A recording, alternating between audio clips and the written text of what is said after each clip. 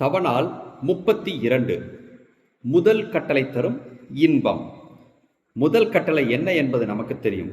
உன் கடவுளாகிய தேவன் நாமே, நம்மை தவிர உனக்கு வேறு தெய்வம் இல்லாமல் போவதாக. இந்த கட்டளையை ஏற்று நடக்கும் பொழுது நிச்சயமாக துன்பம் வரும் என்பதை நேற்று தியானித்தோம். அதே சமயத்தில் கடவுள் நமக்கு துன்பத்தை மட்டுமே தருவாரா என்று கேட்டால் இல்லை, நமக்கு பரிசையும் கடவுள் தருவார். அதுதான் முதல் கட்டளை தரும் இன்பம் என்பதை இன்றைய முதல் வாசகம் நமக்கு சொல்லி காட்டுகின்றது, தொடக்க நூல் புத்தகம் வழியாக. அங்கு பாருங்கள், 10 கட்டளைகள் மோயிசன் காலத்தில் பிற்பாடுதான் கொடுக்கப்பட்டது. ஆனால் அதற்கு பல 100 ஆண்டுகளுக்கு முன்பாகவே வரலாற்றின் முதல் தந்தையான ஆபிரகாம் கட்டளையாக தரப்படுவதற்கு முன்பாக கடவுளை தன் தெய்வமாக ஏற்றுக்கொண்டு கடவுள் என்னென்ன சொன்னாரோ, எந்தெந்த கட்டளைகள் தந்தாரோ அதையெல்லாம் அப்படியே கீழ்ப்படிந்து செயல்படுத்தி காட்டினார். அதற்காக கடவுள் என்ன பரிசு தந்தார் தெரியுமா?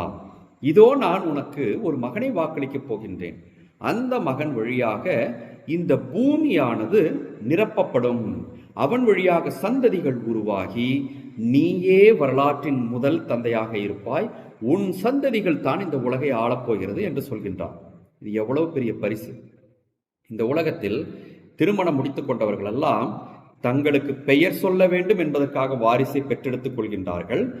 அதோடு நின்று விடுகிறார்களா என்றால் இல்லை. தலைமுறை தலைமுறையாக தங்கள் குடும்பம் வளர வேண்டும் என்பதுதான் எல்லாருடைய எதிர்பார்ப்புமாகவும் எல்லாருடைய செயல்பாடாகவும் இருக்கின்றது. அதைத்தான் கடவுள் பரிசாக ஆபிரகாமுக்கு தந்தார். எதனால் தந்தார்? அந்த முதல் கட்டளையை ஏற்று நடந்ததால்.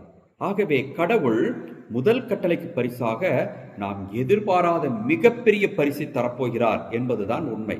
மற்றொரு உதாரணமும் கூட உண்டு. தாவீது முதல் கட்டளையை ஏற்று நடந்தார்.